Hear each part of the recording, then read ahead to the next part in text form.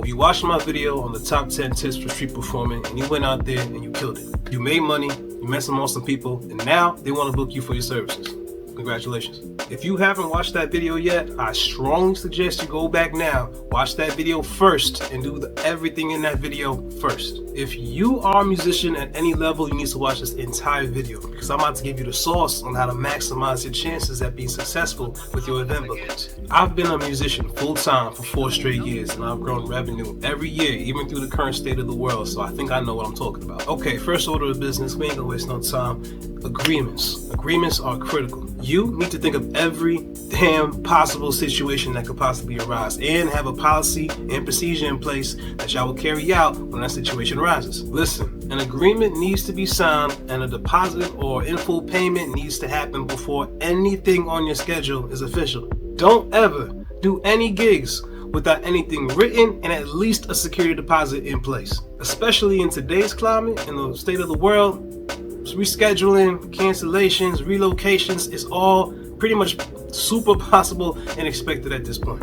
So you and the client need to know these terms so that when these situations arise, y'all know how to handle these situations. So it might not be there yet. I don't know when I'm going to put it down there, but in the description, I'm going to have a link to a template, a contract template that you can purchase. This is not legal advice. So this is just an agreement that I've used for the last 4 years. I've used it and improved on it over and over again. So it protects you and it also protects the client that is hiring you. So what you can do is use this as a great starting point, show it to your legal counsel and have them, edit it and make it right for your own artistry. This agreement in the link is the one that I've used and improved on over and over for 4 years. And this agreement protects the client that's hiring you and also protects you.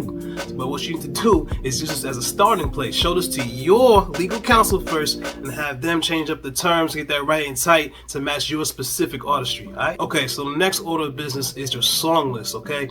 This list is going to take a little bit of time because you need to build up a sufficient number of songs that you know well and that you know a lot of clients can pick from. Okay, having a song list is super important because it makes it very easy for your client and it makes it very easy for you. So my list is over 100 songs deep. And what I do is anybody that picks a song that's off of that list, I can do it, but I charge a fee. If you remember from my top 10 street performer tips video, I told you to learn songs that serve multiple purposes that clients can use for different things, from weddings to birthdays, all kind of events. And this is why.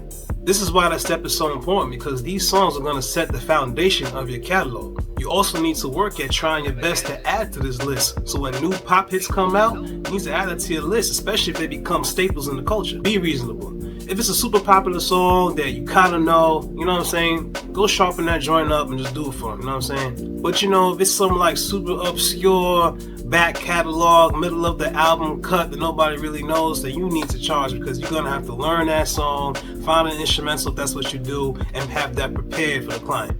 Okay, number 3 is scheduling. You need to get very, and I mean very acquainted with your calendar app. There is no way in hell you're going to remember every name, address, little nuance, start time, song selection off the top of your head.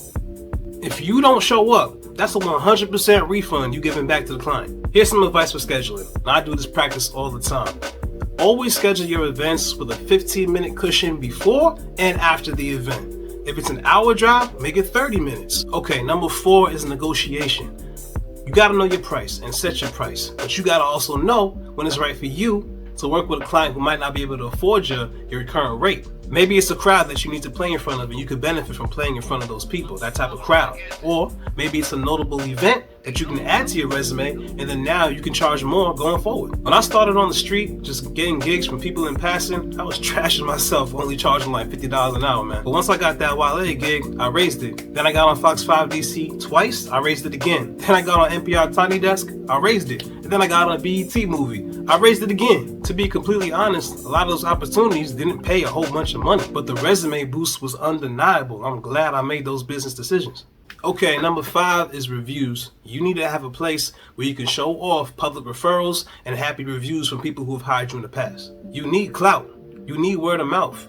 You need people to have social proof of you. Ain't nobody gonna pay you $400, $500, $600 when nobody knows who the hell you are and they can't verify if you worked for anybody before. Listen, people need to verify that you're not gonna leave them hanging on one of the most important days of their life, like a wedding or an engagement or a birthday. To you, it might just be another gig, but to that client, it's a very important milestone in their life.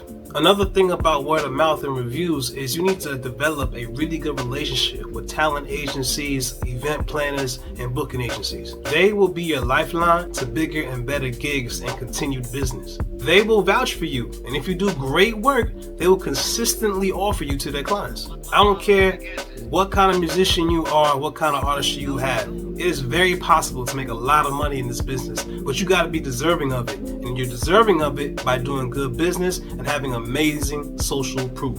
Okay, number 6 is your website. This is what brings it all together. This is what sets you apart.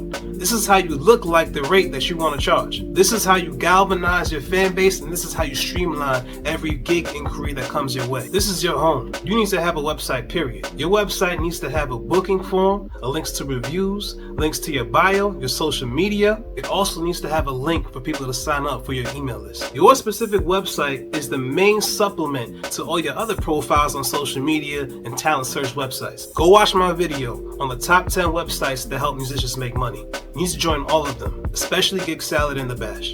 Okay, that's enough sauce. Go like this video, it's free. Go drop a comment, that's free too. Go subscribe, that's free as well. It's the least you can do to help me after I just showed you how to make a living full-time as a musician, literally. This is Marvelous Beats, R&B and hip hop violinist and producer from marvbeats.com. Praise God and spread love. Peace.